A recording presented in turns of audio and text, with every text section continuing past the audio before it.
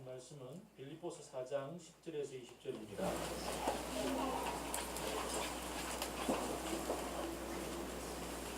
빌립보서 4장 10절에서 20절 말씀 한 절씩 교독하겠습니다.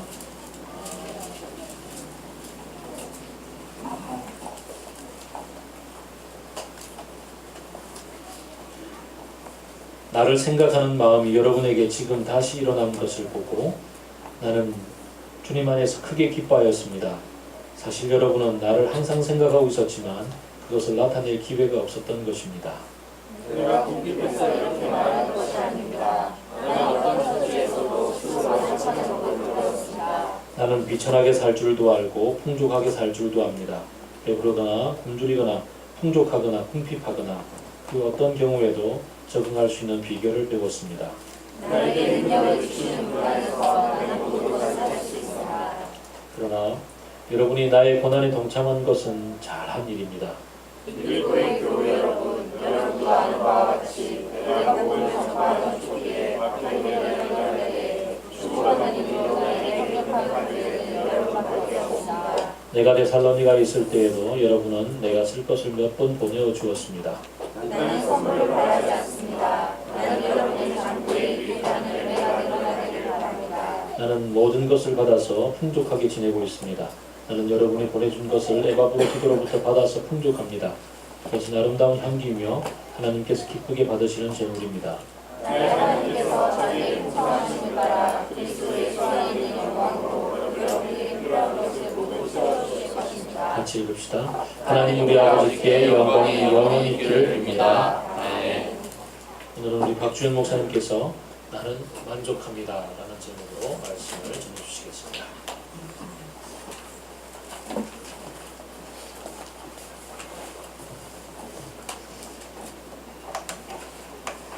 네, 반갑습니다. 아침에 차를 타고 오는데 민서가 묻더라고요.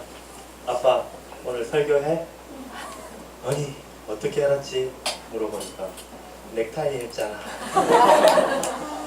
민서도 제가 옷차림이 바뀌면 설교하는 줄 아는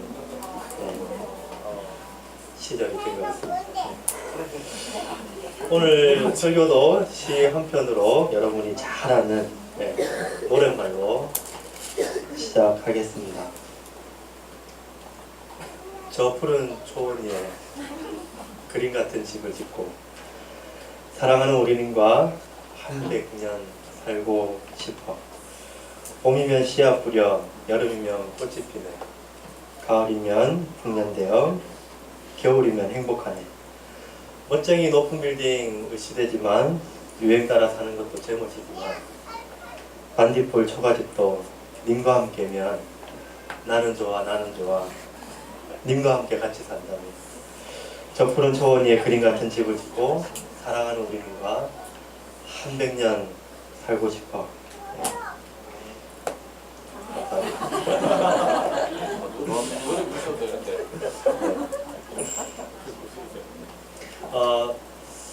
나는 가수다 프로그램 한창 초반기에 김범수 씨가 이 노래를 리메이크해서 불렀죠.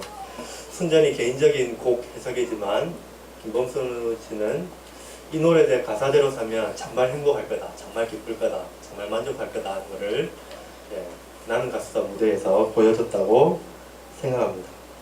순전히 개인적인 해석이죠.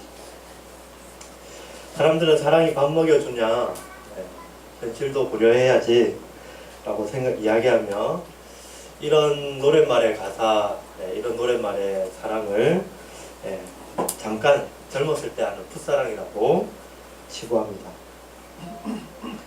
하지만 노랫말에도 이야기하듯이 나도 높은 빌딩 의지되며 살 수 있고 유행 따라 살 수도 있지만 그것보다는 초가삼간이라도 님과 함께 가하는 것, 그것이 더 행복하다, 그것이 더 만족을 준다라고 이 사람은 이야기를 하고 있는 것 같습니다.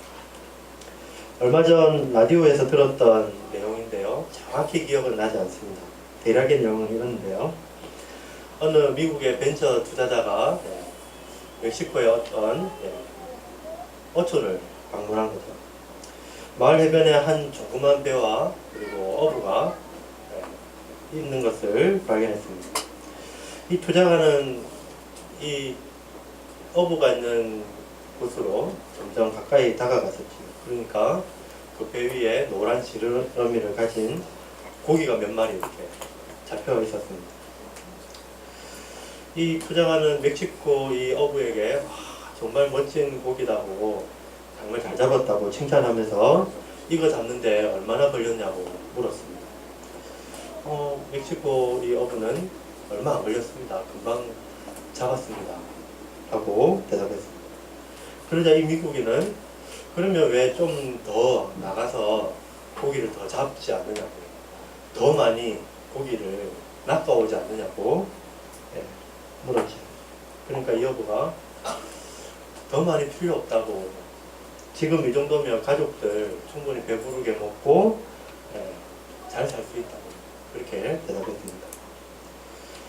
그러면 당신이 이 물고기 잡지 않는 시간에 뭐 하십니까? 라고 물으니까 뭐 좀 잠 좀 더 자고 아이들이랑 같이 뒹굴고 놀고 아내랑 이야기하고 말어기 어슬렁거리어 걷다가 친구들 만나면 포도주 한잔하고 논다고 그렇게 대답을 했습니다.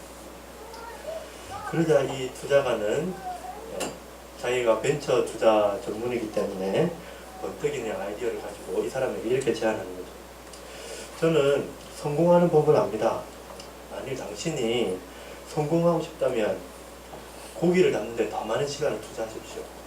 더 많은 고기를 잡으면 더 큰 배를 살 수 있을 겁니다. 더 큰 배를 타면 더 많은 물고기를 잡을 수 있겠죠. 그러면 또 그 더 많이 낚은 고기로 배 몇 척을 살 수 있을 겁니다. 그러면 당신은 고기잡이 선단의 사장이 될 겁니다. 또 이 고기를 그냥 어떤 중간 상인에게 파는 것이 아니라 직접 캔을 만들고 유통을 만들고 하면 당신은 큰 기업의 사장이 될 수 있을 겁니다. 라고 이야기를 한 거죠. 그러니까 이 여부는 다시 이 투자가에게 되물었습니다. 그렇게 하려면 한 얼마나 걸립니까? 그러니까 이 사람이 한 15년에서 20년가량 당신이 열심히 수고를 하면 그 목표에 이룰 수 있을 겁니다. 라고 이야기를 했던 거죠. 그 목표에 이르고 나면 당신이 백만장자가 되어서 떵떵거리고 살 수 있을 겁니다. 그러자 이 여부는 다시 물었습니다. 백만장자가 되고 기업의 CEO가 되고 난 다음에 저는 그 다음에 뭘 할 수 있습니까? 그렇게 묻자 이 투자가는 그러면 은퇴하는 거죠. 나중에 은퇴해서 은퇴하고 난 다음에 뭐 합니까? 그러니까 이 투자가가 하는 이야기가 은퇴하고 난 이후에 조그만 어촌으로 내려가서 늦잠 자고 아이들하고 놀고 아내하고 뒹굴고 친구들 만나서 술 한잔하고 놀면 되지요 라고 이야기했다는 이야기를 오래전 라디오에서 들었습니다. 이야기를 가만히 듣다 보면 지금도 그런 삶을 살고 있는 거죠. 이 여부는 지금도 충분히 먹을 것이 있고 누릴 것이 있고 그런 가운데 가족들과 오붓한 시간을 보내고 친구들과 즐거운 시간을 보내고 있습니다. 하지만 이 투자가가 제안하는 것은 조금 더 성공하는 삶을 위해서 나중에 이후에 그런 여유를 부리기 위해서 지금 열심히 노력하고 일하고 투자하고 성공하라고 이야기합니다. 우리는 어쩌면 미래의 행복을 얻기 위해서 그것을 사기 위해서 현재의 행복을 팔아서 그것을 희생하면서 얻어가는 세상에 살아갑니다. 오늘의 행복을 팔아서 내일의 행복을 사는 거죠. 그래서 조금 더 열심히 일하면, 조금 더 많이 모으면, 조금 더 희생을 하면 나중에는 행복해질 거다. 나중에는 만족할 거다. 지금 불만족스럽지 않냐? 비교해봐라. 지금 가진 것이 좋고 누릴 수 있는 게 좋지 않냐라고 이야기하면서 앞으로 누릴 행복을 위해서 지금 열심히 지금의 행복을 팔아서 다음의 행복을 살아라고 이야기합니다. 그러다가 점점 지금 누릴 수 있는 행복은 희생하고 시간은 지나가고 가족들과 함께 보낼 시간도 희생해가면서 나중에는 몸도 상하고 가족과의 관계도 깨어지는 상황을 맞이하게 됩니다. 이 여부를 현대를 사는 한 개개인이라고 생각하고 이 여부에게 찾아온 미국인 투자가를 우리가 사는 시대의 정신이라고 생각한다면 어쩌면 우리 동일한 제안을 받고 살아가고 있는 거죠. 대부분의 사람들은 조금 더 큰 집에 살면, 조금 더 멋진 자동차를 사면, 뭔가 나에게 주어진, 나의 손에 거머쥔 것이 조금 더 많아지면 나중에 행복하고 여유있게 살 수 있을 거라는 이야기를 듣고 살아갑니다. 그것을 얻기 위해서 가족들과 여유롭게 시간을 보내고 아이들과 함께 즐겁게 놀고 뒹굴고 하는 시간들을 희생하고 팔아버리는 거죠. 어쩌면 우리 시대는 만족을 이런 관계 안에서 누리는 것보다 뭔가 소유하고 움켜쥐고 채워나가는 것을 통해서 얻을 수 있는 것으로 변질시켜버린 세상에 우리는 살고 있는 거죠. 우리의 자존감은 멋진 자동차 한 대로 금방 세워질 수 있고, 행복은 이 집에 살면, 이 아파트를 사면 많이 행복해질 수 있고, 이 화장품 14일만 쓰고 나면 얼굴이 분질분질 블링블링해서 누군가도 이제 쳐다볼 수 있고, 이 스마트폰을 사면 깨어진 관계도 회복되고 업무 능력도 향상될 것처럼 속이는 세상에 살아가는 거죠. 이런 행복을 가져다주는 물건을 사기 위해서 36개월 할부를 끊고, 또 이 집을 사기 위해서 은행 융자를 얻어서 집을 얻고 난 다음에 그 빚을 갚기 위해서 열심히 일하고 삽니다. 문제는 이렇게 현재를 팔아서 이 행복을 얻지만은 그 행복이 영원하지 않고 참만족을 주지 못하다는 것에 있는 거죠. 단적인 예로 새로 산 할부로 산 이 자동차는 36개월 할부가 다 끝날 즈음에는 실증이 나기 시작합니다. 그러고 난 다음에 더 멋지고 더 안락한 차들이 눈에 들어오기 시작합니다. 아파트를 샀지만은 매달 치러야 되는 융자 원금 상환과 이자로 인해서 지금 힘들게 어렵게 살아가는 거죠. 더군다나 승자 독식하는 경쟁사회 안에서 이런 성공적인 삶을 사는 사람들은 극히 소수임에도 불구하고 이것이 참된 삶이다, 이것이 정말 행복한 삶이다라고 속으면서 우리는 살아가고 있습니다. 우리가 사는 시대 이야기는 이 어부와 투자자의 이야기와 크게 다를 것이 없습니다. 세상은 맨날 이 벤처 투자자가 되어서 우리 귀에 날마다 이런 이야기를 우리에게 속삭여 주고 있는 거죠. 더 많이 움켜쥐면, 지금의 행복을 희생하면 다음에 더 큰 행복을 누릴 수 있을 거라고 이야기합니다. 하지만 성경의 이야기는, 그리고 참된 만족과 행복은 더 많이 소유하는 것, 지금 더 움켜쥐는 것, 장래의 어떤 순간에 주어질 것이라고 이야기하지 않습니다. 오히려 성경은 자족하는 사람들, 하나님 안에 있으므로 그것으로 만족하는 사람들에게 주어지는 것이라고 이야기합니다. 자족하는 사람이 행복하고 그런 사람이 만족하다고 성경은 우리에게 이야기해 주고 있는 겁니다. 본문에서 바울은 이렇게 이야기합니다. 나는 하나님 안에서 기쁩니다. 여러분이 짐작하는 것보다 훨씬 더 행복합니다. 이제 나는 나의 형편이 어떠하든지 간에 정말로 자족하는 법을 배웠습니다.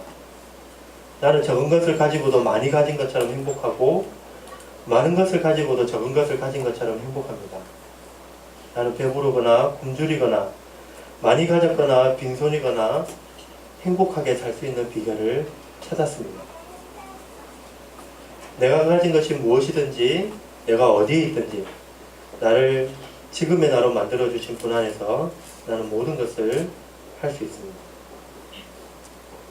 메시지 번역본에서 이렇게 이야기해주고 있습니다. 난 행복합니다. 난 만족합니다.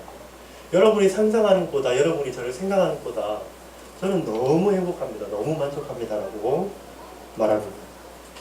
반딧불 초가집도 나는 만족합니다. 높은 빌딩도 나는 만족합니다. 손에 가득 쥐어져 있든지 손에 아무것도 채워져 있든지 채워져 있지 않든지 나는 행복하고 만족합니다. 언제, 어디서, 어떠한 상황 가운데 있든지 나는 행복하고 만족하는, 자족하는 비결을 배웠습니다라고 바울은 말합니다.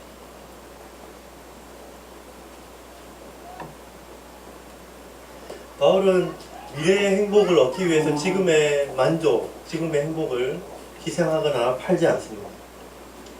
오히려 지금 현재 삼위 하나님 안에서 누리는 그 만족과 기쁨을 누리면서 앞으로도 나는 행복할 것이고 지금도 만족하고 행복하다라고 말합니다.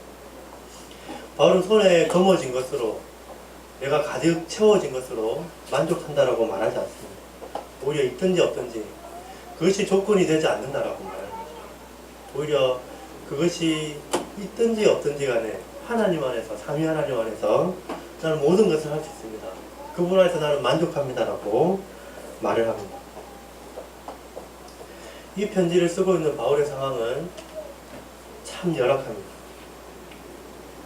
로마의 어느 감옥에 갇혀서 몸은 쇠사슬로 꽁꽁 묶인 상황에 있습니다. 그를 음해하려고, 그를 방해하려고 사람들은 비방하고 욕하고 마음을 상하게 하는 이야기를 듣고 있는 상황입니다.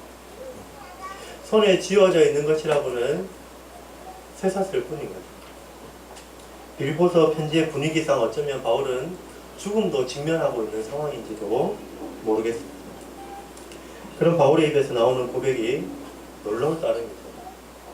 많이 가지고 많이 움켜쥐고 있지만 불행한 사람들 향해서 나는 없지만은, 지금 갇혀있지만은, 내 손에 쇠사슬이 묶여있지만은, 사람들이 나를 비방하고 욕하고 있지만은, 그럼에도 불구하고 나는 만족합니다. 나는 행복합니다. 여러분이 생각하는 것보다 훨씬 행복합니다. 라고 고백하고 있습니다. 어쩌면 원망이나 분노나 두려움에 사로잡힐 수도 있음에도 불구하고 그는 오히려 기쁘다라고 말하고 있는 겁니다. 그가 사도이기 때문에, 그가 위대한 복음 전도자이기 때문에 당연하다고 생각할 수도 있겠지요. 하지만 사도행전을 쭉 살펴보면, 바울의 이야기를 쭉 따라가다 보면 바울이 겪었던 두려움들, 염려들, 어려움들도 쉽게 접할 수 있습니다. 하지만 지금 이 순간 바울은 자기를 충분히 불행할 수 있는 상황임에도 불구하고 나는 만족합니다. 나는 기쁩니다. 정말 기쁩니다라고 고백하고 말하고 있습니다. 그가 이렇게 고백할 수 있는 건 그가 사도이기 때문이가 아니라 그가 하나님 안에 있음을 발견했기 때문입니다. 그의 기쁨의 이유가 바뀌었기 때문에 그는 하나님 안에 있음으로, 삼위 하나님 교제 안에 그가 몸음으로 기쁘다라고 고백하고 있는 거예요. 빌립보서 3장에 이야기했던 것처럼 그의 가장 큰 욕망이 그리스도 예수를 알아가는 것, 그리스도 예수 안에 거하는 것, 그분의 고난의 비밀을 알아가는 것이기 때문에 그는 이러한 상황임에도 불구하고 기쁘고 즐겁다라고 말하고 있는 겁니다. 우리는 어떤 이야기를 듣고 그 이야기 속에서 우리는 살아갑니다. 우리가 우리 자신의 이야기를 써내려가는 것 같지만 우리는 어떤 이야기를 듣고 그 이야기가 참되다고 믿으면 그 이야기에 우리의 몸을 실어서 살아가는 거예요. 세상의 이야기는 만족은 성공을 통해서, 미래의 행복을 위해서 지금의 행복을 희생하는 것을 통해서, 더 많이 가지는 것을 통해서 얻어진다고 이야기합니다. 이 이야기가 사실이라고 믿는 사람들은 그 만족을 얻기 위해서, 그 성공을 얻기 위해서 지금의 행복을 희생하면서 그것을 얻기 위해서 열심히 살아가는 거죠. 더 많이 움켜쥐면 행복하다라고 이야기하기 때문에, 더 많이 소비하면 행복하다라고 이야기하기 때문에 그것이 참되다라고 생각하며 살아갑니다. 하지만 성경의 이야기는 다른 이야기를 들려줍니다. 인간의 참된 만족은, 최고의 만족은, 최고의 기쁨은 이 삼위 하나님으로부터 온다라고 이야기합니다. 이 삼위 하나님이 우리의 참된 기쁨이 되고 참된 양식이 된다고 성경은 이야기합니다. 삼위 하나님께 우리의 참된 기업이 되시고 부유함이 되시고 최고의 기쁨이 되신다고 성경은 우리에게 이야기해 주고 있는 거죠. 에덴 동산에서 아담과 하와가 기쁘고 행복하고 만족스러운 삶을 살았던 이유는 그 에덴 동산 전부가 자기 거이기 때문에 기쁠 수도 있었겠지만 하나님이 그 안에 계셨기 때문입니다. 삼위 하나님의 교제 가운데 이 아담과 하와가 거했기 때문에 그들은 만족과 기쁨을 누렸습니다. 우리가 잘 아는 시편 23편은 하나님을 목자라고 표현하고 고백합니다. 하나님께서 나의 목자가 되시기 때문에 내게 부족함이 없다라고 표현합니다. 부족함이 없다라고 표현하는 건 바꾸어 말하면 만족한다, 행복하다, 기쁘다라고 이야기합니다. 하나님이 목자가 되시기 때문에, 내가 하나님 안에 거하기 때문에, 그분이 나를 책임져 주시고 인도하시기 때문에 나는 부족함이 없습니다, 나는 만족합니다라고 이야기하는 거죠. 그래서 이 이야기를 듣는 사람들, 성경의 이야기를 아는 사람들은 다른 만족의 이유를 찾고 그 안에서 기쁨을 발견하며 살아갑니다. 하나님으로 자기 만족을 삼고 하나님으로 기쁨을 누리는 사람들은 다른 삶의 양식을 살아갑니다. 더 많이 벌려고, 더 많이 움켜쥐려고, 현재의 행복을 희생하면서 미래의 행복을 얻으려고 안달복달 하지 않는 거죠. 가족과 공동체를 희생시키면서까지 무한 경쟁에 뛰어들어서 그것을 움켜쥐기 위해서 애쓰고 노력하지 않습니다.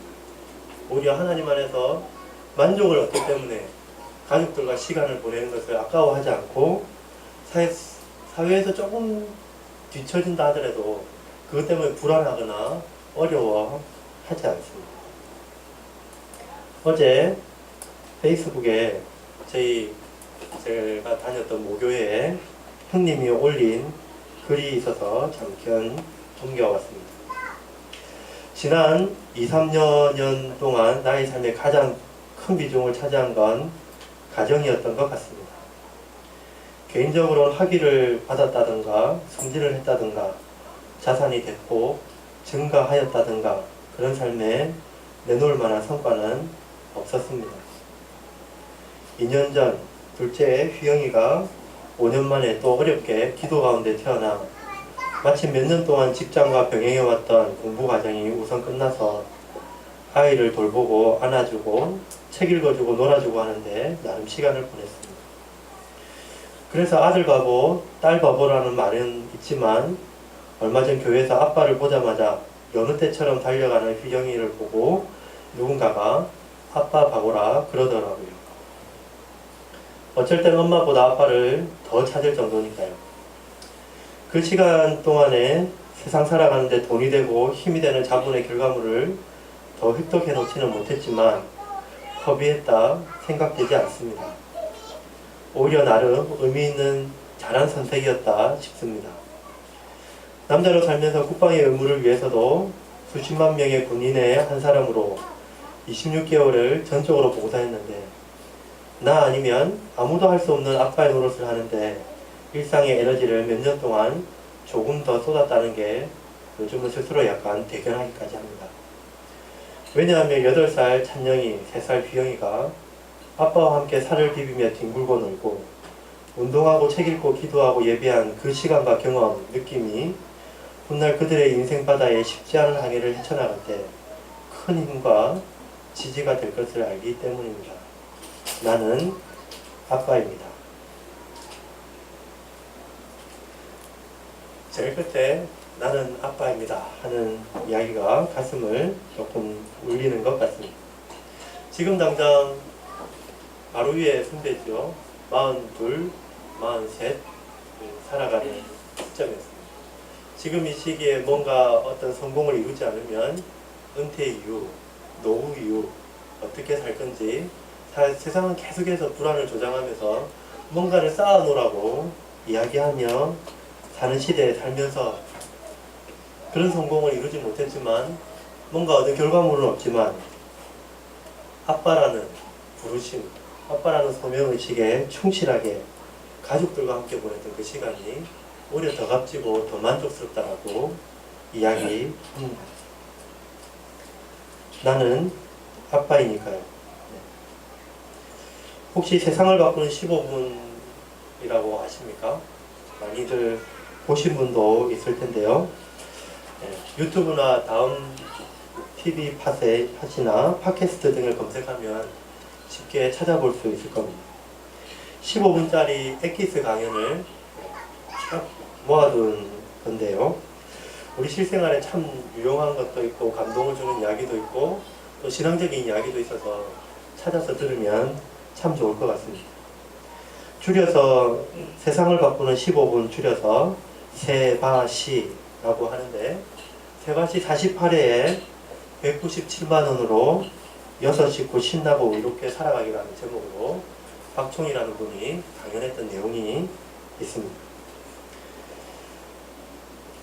정확한지 모르겠는데 얼마 전까지 복음과 상황 편집장으로 있었던 박총 씨가 대한민국 6인 가족이 최저 생계비 197만 원으로 정말 신나고 즐겁게 의롭게 살 수 있다는 걸 강연을 통해서 삶을 통해서 보여주었습니다. 이 강연을 소개하는 글이 이렇습니다. 10년 만에 한국에 돌아오니 서민들 사는 모습이 눈물이 납니다. 다들 피곤함과 두려움 속을 버겁게 헤쳐가며 돈에 목을 메고 삽니다. 한편 중산층 이상은 벌고 쓰고 버리는 소비 문화의 악순환에 자신들의 인생을 소비하고 있습니다. 이런 시대에 2011년도 6인 가족 최저 생계비인 197만 원으로 그리스도의 부유함을 맛보고 신나고 의롭게 살아가는 실제 삶의 이야기를 나누려고 합니다. 라고 소개하면서 자신의 삶을 197만 원으로 편집장으로 있으면서 받는 150만 원의 월급 그리고 글을 쓰고 강연을 통해서 얻는 수입 50여만 원 그래서 약 한 200만 원으로 6 식구가 먹고 자고 쓰고 그러면서도 부족함 없이 만족하게 살아가는 이야기들을 보여주고 있습니다.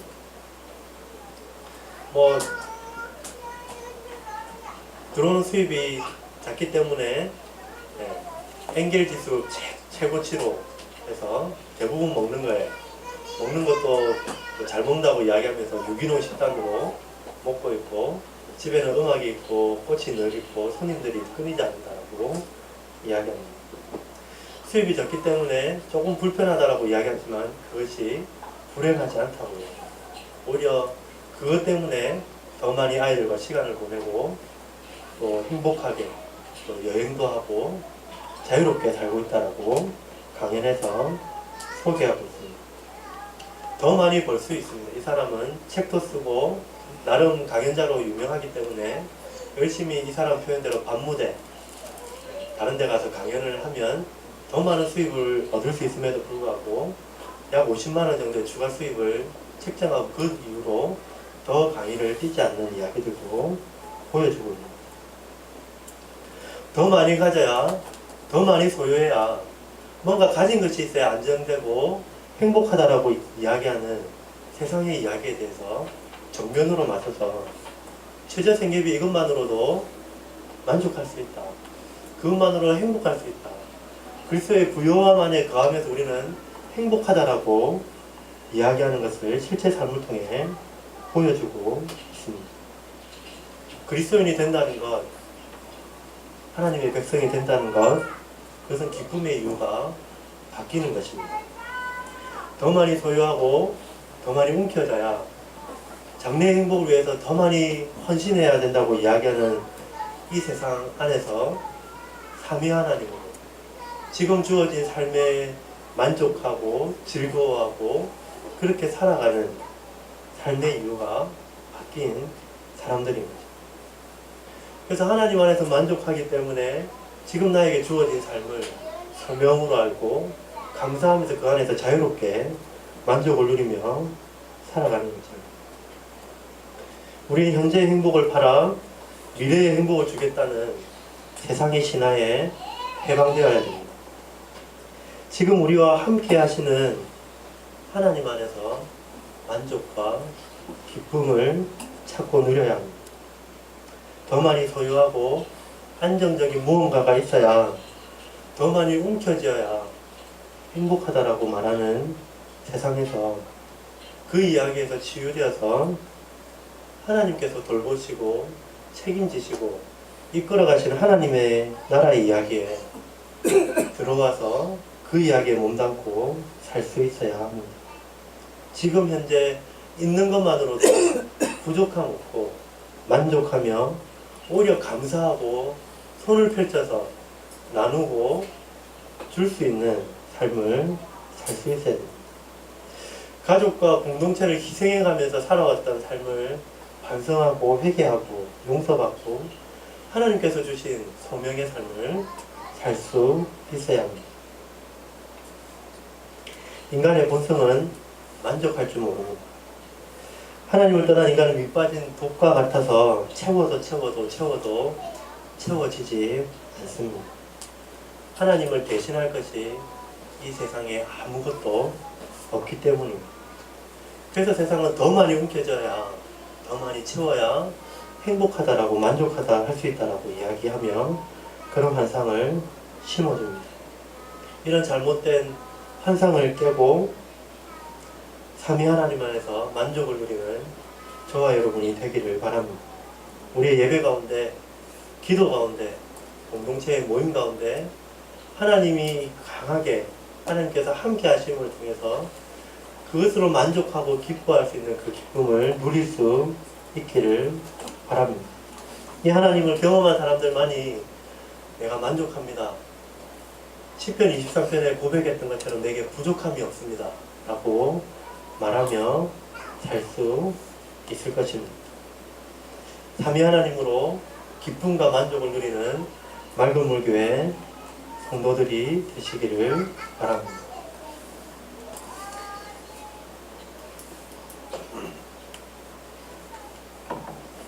최근 뉴스를 보면 참 무섭습니다.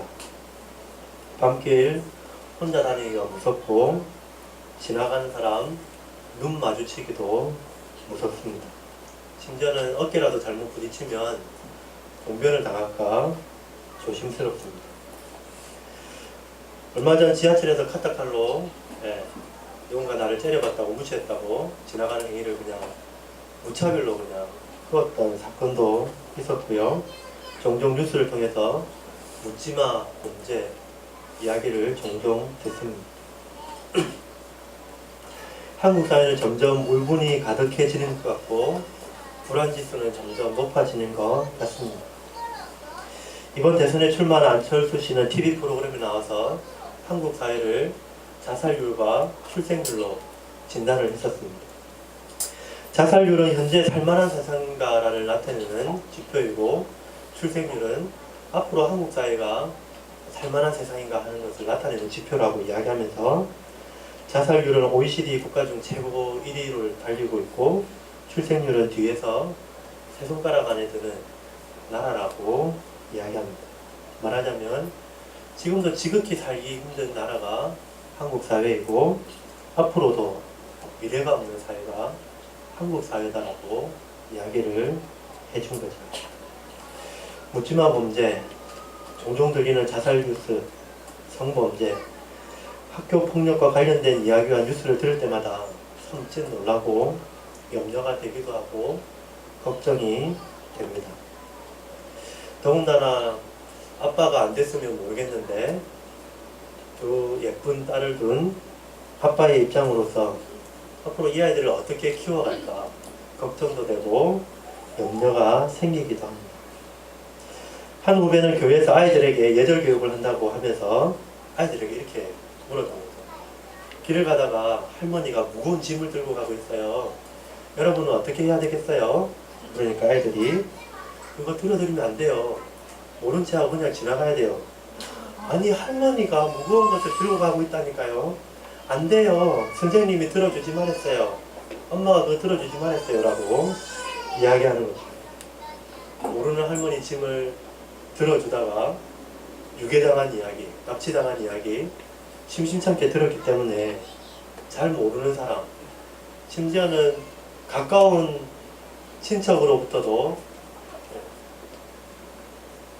성범죄를 당했던 기억들이 있기 때문에 가까운 형제 자매들도 의심하고 함께 있지 못하는 세상을 살고 있는 거죠.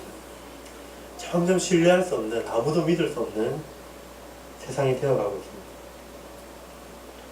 사임하고 다른 단체에 총무로 계신 한 선배 강사님의 이야기를 얼마 전에 전해 들었습니다. 아들이 고등학교를 다니면서 왕따를 당했던 거죠. 그 뒤로 학교를 여러 군데를 옮기고 이 아이는 심한 우울증을 겪고 자살 충동에 시달렸습니다. 그러면서 이 강사님은 이 아이의 고통을 해결해 주기 위해서 무던히도 애쓰며 고통 가운데 살았던 이야기를 전해드렸습니다. 그 이야기를 들으면서 이 일이 남의 일이 아니겠구나. 내 일이 될 수 있고 우리 공동체의 문제가 될 수 있고 가까운 친척과 이웃의 이야기구나 라고 느낄 수가 있었습니다. 고통이나 고난이 사건이나 사고가 그리스도인이라고 하나님 나라를 위해서 산다고 해서 피해가지 않습니다. TV 뉴스에서나 보는 범죄의 피해자가 내가 될 수 있고 우리 가족이 될 수 있고 우리 공동체의 일원이 될 수 있습니다. 하나님이 이때 뭐 하셨는가?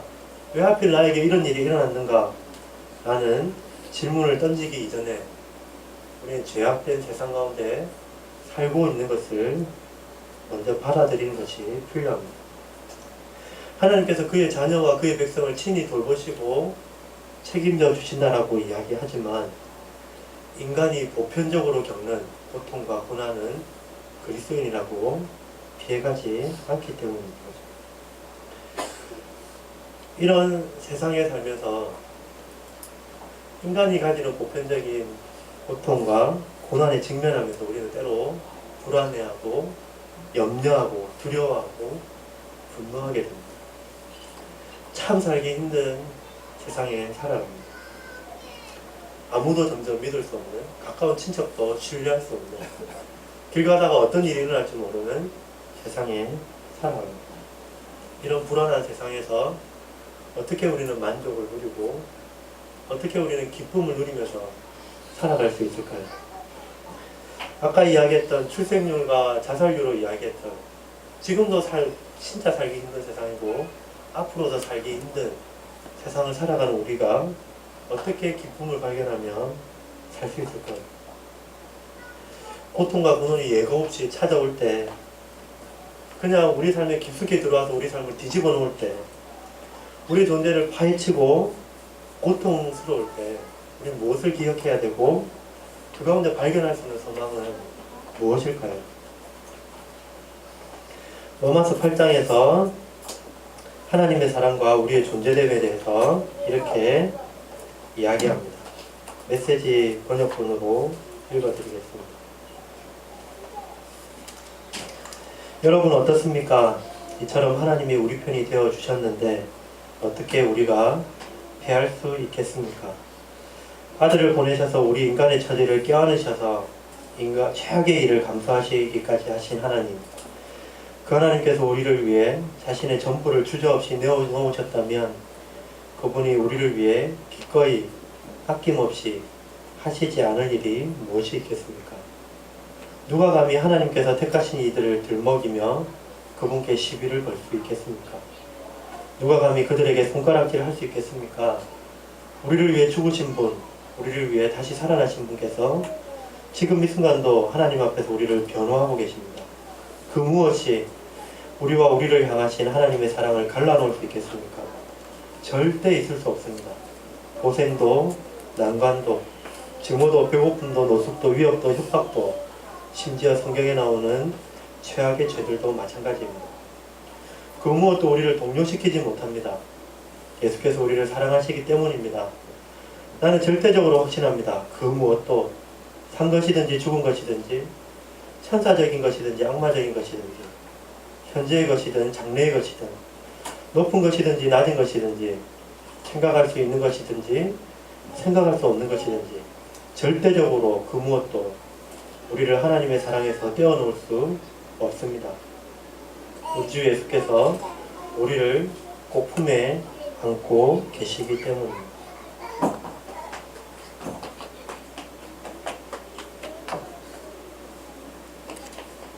로마서 8장이 우리에게 들려주고 있는 이야기는 인간이 보편적으로 겪는 고난과 고통을 살아가는 우리에게 우리의 존재됨에 대해서 말해주고 있는 것 같습니다. 우리의 존재됨이 무엇이냐? 쉽게 악으로, 고통으로, 고난으로 깨어질 수 있겠지만 절대로 하나님의 사랑으로부터 끊어질 수 없는 존재라고 말해주고 있습니다. 하나님의 사랑이 이 세상의 어떤 악과 죄보다도 크고 강하시기 때문에 하나님의 사랑이 그 어떤 고난과 고통보다도 더 강하고 크시기 때문에 그 큰 사랑은 우리를 끌어안고 품고 계시기 때문에 이유를 알 수 없는 고난과 고통을 당할 때 몸이 상하고 마음이 찢어지고 영혼이 피폐해진다 하더라도 비교할 수 없는 하나님의 사랑이 우리를 끌어안고 계시기 때문에 우리는 그럼에도 불구하고 평안과 기쁨을 누리며 살 수 있는 존재라고 말해주고 있습니다. 도무지 이해할 수 없는 고통 가운데 있다 하더라도 그 하나님의 사랑이 우리를 끌어안고 계시기 때문에 사람의 헤아림을 뛰어넘는 하나님의 평화가 우리를 이끌어 가실 수 있다라고 말하고 있습니다. 사람의 말과 평가가 우리의 존재됨을 바꾸지 않습니다. 사람의 위협과 협박이 우리 하나님의 자녀됨을 바꾸어 놓지 못합니다. 그 어떤 것도 하나님의 사랑에서 우리를 끊을 수 없습니다. 이것이 우리의 존재됨입니다. 이유 없는 고통과 고난의 시대를 살아가는 우리, 그리고 그러한 현장과 상황 속에서도 하나님의 사랑은 변함없고 오히려 더 큰 사랑으로 우리를 품고 안고 이끌어가고 계십니다. 이것이 우리의 존재됨입니다. 우리가 이것을 확신하든지 확신하지 않든지 상관이 없습니다. 하나님의 사랑은 변함이 없기 때문입니다. 이런 존재됨 가운데 우리에게 주어진 소망이 있는 것입니다. 지금은 고난의 시대를 살지만, 지금은 고통의 시대를 살지만 그것이 영원하지 않고 우리의 눈물과 우리의 아픔과 우리의 슬픔을 씻어줄 하나님 나라가 이 땅에 임할 것이라는 소망이 있다는 것이죠. 죄의 다스림과 영향력은 끝나고 참된 의와 평강과 기쁨과 만족이 넘치는 하나님의 나라가 지금도 앞으로도 올 것이다라고 말합니다. 이것이 우리의 소망입니다. 무섭고 두려운 세상에 살면서 인간이 가지는 보편적인 고난과 고통을 대하면서 마음의 평강과 때로는 흔들리고 때로는 슬프고 가슴 아프겠지만 그럼에도 불구하고 마음의 평강과 기쁨과 만족을 누리며 살 수 있는 건 하나님의 사랑이 있기 때문입니다. 그 가운데 우리가 있기 때문입니다. 1000년 동안 100만 마리라는 책에 조시라는 인물에 대해서 저자가 이야기를 해주고 있습니다. 조시는 이름이 성이 조고 그런 게 아니고 이름이 조시입니다. 조시는 친부모가 누구인지도 모르고 20곳이나 넘게 20대인데 20곳이나 넘게 수양 가정에서 자라왔는데도 불구하고 밝고 멋진 인생을 살아가고 있습니다. 20번이나 넘게 거절당하고 배척당하고 그렇게 살아왔다는 거죠. 그런 조시에게 어린 시절에 그렇게 힘들었는데 어떻게 이렇게 건강하고 정서적으로 안정된 비결이 뭐냐고 물었을 때 조시는 이렇게 대답했습니다. 저자가 도널드입니다. 도널드. 힘든 일을 당했을 때 사람이 선택할 수 있는 반응은 둘 중 하나입니다. 원망을 품을 수도 있고 더 발전할 수도 있지요. 난 더 발전하는 쪽을 택했습니다. 그래서 모든 것이 달라졌습니다. 원망하고 불평하고 좌절에 빠질 수도 있지만 그것보다는 다른 쪽, 이것을 통해서 더 발전하는 것을 선택함으로 나는 밝고 행복한 인생을 지금 살고 있다고 말해주고 있습니다. 앞에서 이야기했던 선배 강사님은 우울증을 겪는 아들의 변화 그리고 학교의 변화를 두고 하나님께 끊임없이 기도하고 매달렸을 때 선배 강사님에게 들려왔던 하나님의 메시지는 이 아이의 변화와 학교의 변화보다 이 선배 강사님의 변화였습니다. 그래서 이 선배 강사님이 이렇게 이야기합니다. 인간은 끊임없이 상황의 변화를 요구하지만 하나님은 끊임없이 우리의 변화를 요구하십니다. 그 상황 가운데 아빠로서 어떻게 자식과 변해야 될지, 하나님의 자녀로서 자기가 어떻게 변해야 될지 고민하고 뼈아프게 아이들과 시간을 보냈던 이야기를 들을 수 있었습니다. 하나님의 뜻이라는 책을 지은 제럴드 시처라는 작가는 책에서 자신의 상실과 고통을 초반부에 이야기해 줍니다. 상대방이 음주운전 과실로 아내를 잃고 아내와 어머니를 그 자리에서 잃고 또 딸을 잃고 2살 된 아들은 중상이고 자신과 다른 두 아이는 경상을 입었던 교통사고를 당하면서 심한 고통과 고뇌 가운데 있었습니다. 그 부분들을 잠깐 책에서 소개시켜 드리겠습니다. 내 고통은 하나님의 뜻하신 것인가? 이 한 가지 질문이 줄곧 나를 괴롭혔다. 이 질문에 그렇다고 답한다면 하나님은 과학적인 깡패처럼 비열해 보인다. 그런 비열한 하나님이라면 의지하기 힘들다는 것을 나는 알았다. 하지만 그 질문에 아니라고 대답한다면 하나님은 무기도 병력도 없는 장군처럼 무능해 보인다. 그런 나약한 하나님을 믿는 것도 똑같이 어렵다는 것을 나는 알았다. 사디스트 아니면 무기력한 존재인 하나님을 누가 따르고 싶겠는가? 그렇게 두 길로 좁혀지고 보니 내 마음속에는 차라리 믿음을 다 팽개치고 나 혼자 사는 편이 나을지도 모른다는 생각마저 스쳐질 것 같다. 다시 말해 나는 그 교통사고에서 하나님이 맡으신 역할을 생각하다 완전히 미궁에 빠지고 말았다. 그러나 결국 질문의 방향이 바뀌기 시작했다. 그때까지는 그 시련에서 하나님이 맡으신 역할만 골똘히 생각하느라 나 자신의 역할은 까맣게 잊고 있었다. 하지만 하나님도 그 비극에 대해 내가 반응하기를 원하시지 않을까? 하나님은 하나님대로 하실 일이 있고 나는 나대로 할 일이 있다는 생각이 들었다. 그분이 하실 일이야 내가 평생 다 알 수 없겠지만 내가 할 일은 이미 알고 있었다. 하나님이 사고에 어떻게 개입하셨든 엄연히 내가 할 일이 있음을 알게 되었다. 나는 평생 하나님을 탓하며 살 수도 있었고 심지어 그런 삶을 정당하다고 느낄 수도 있었다. 하지만 그 비극 때문에 내 남은 삶을 내 삶만이 아니라 후손들의 삶까지 망친다면 무슨 유익이 있을 것인가? 망칠 것이 얼마나 더 많을지 누가 알겠는가? 나는 출혈을 멈추고 상처를 싸매고 다시 살아가고 싶었다. 그런 반응이 하나님의 뜻임을 알았다. 제럴드 시트는 자신의 사랑하는 아내와 가족과 어머니를 잃는 고통 가운데 하나님의 역할이 무엇인지, 하나님 뭐 하셨는지 알 수 없는, 대답을 알 수 없는 질문을 따지다가 결국 질문의 방향을 바꾸기 시작한 거죠.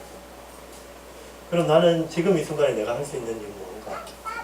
원망하며 불평하며 분노하며 그렇게 살 수도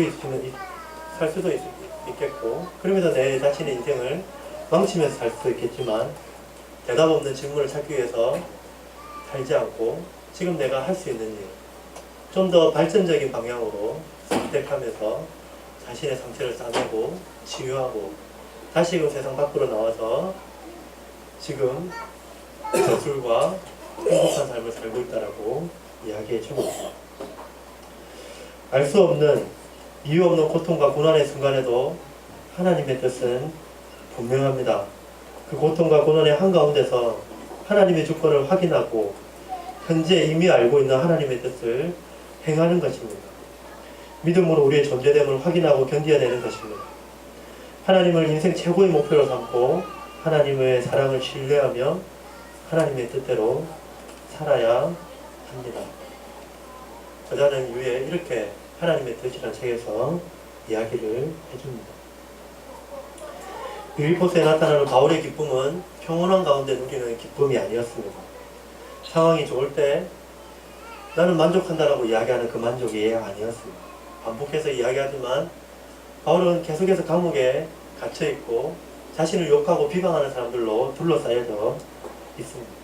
죽음도 직면해 있는 상황에서 기쁘다, 만족한다라고 고백합니다.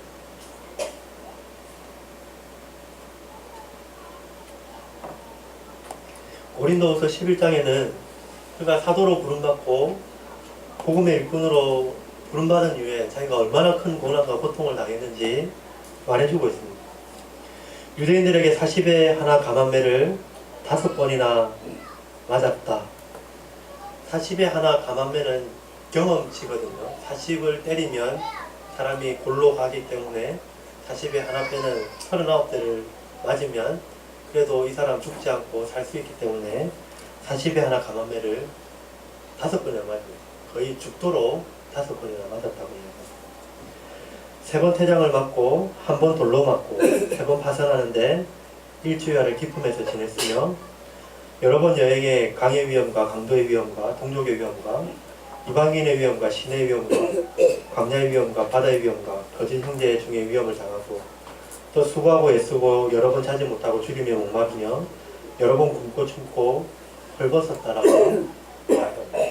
한두 번도 아니고 반복되는 고통과 고난과 불평과 생명의 위협 앞에서도 그는 오히려 기쁨을 발견했다라고 이야기합니다. 나는 충분히 불평할 수 있고 원망할 수 있고 그것을 부둥켜 안고 주장할 수도 있지만 나는 이것을 주장하는 것이 아니라 이것을 부둥켜 안는 것이 아니라 삼위 하나님에 거하는 기쁨과 만족을 찾고 그 안에서 만족한다, 즐거워한다. 나는 자족하는 일체의 비결을 배웠다라고 바울은 고백하고 있습니다. 바울의 삶에서 찾을 수 있는 기쁨의 비결은 하나님을 인생 최고의 목표로 기쁨의 이유로 삼는 것입니다. 예수님을 알고 어떻게 해서든지 때로는 고난을 당한다 하더라도 부활의 영광에 이르는 것이 그의 인생 최고의 목적이기 때문입니다.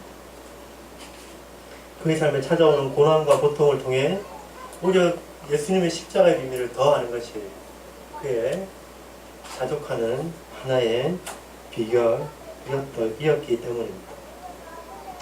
하나님을 자기 기쁨으로 삼은 사람들은 시편 23편의 불영부와 같이 고백할 수 있을 겁니다. 이유 없는 고난과 고통과 그런 삶의 현장 안에서 살면서 이렇게 고백하는 거죠. 내가 사망의 음침한 골짜기로 다닐지라도 해를 두려워하지 않는 것은 주께서 나와 함께 하심이라. 주의 지팡이와 막대기가 나를 안위하시나이다.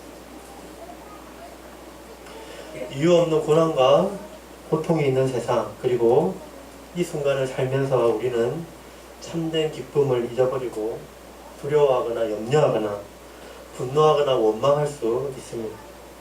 하지만 그 어떤 것도 하나님의 사랑으로부터 끊을 수 없다라는 우리의 존재됨을 기억하게 될 때, 그리고 하나님께서 우리 인생을 책임지시고 이끌어 가신다는 그 소망 안에 거할 때, 믿음 안에 거할 때, 앞으로 장차 눈물도 없고 슬픔도 없는 하나님 나라가 완성되어서 임할 것이라는 소망 가운데 거할 때, 때로는 고난과 고통으로 아파하더라도 기쁨의 이유를 발견하고 만족하며 살아갈 수 있을 것입니다.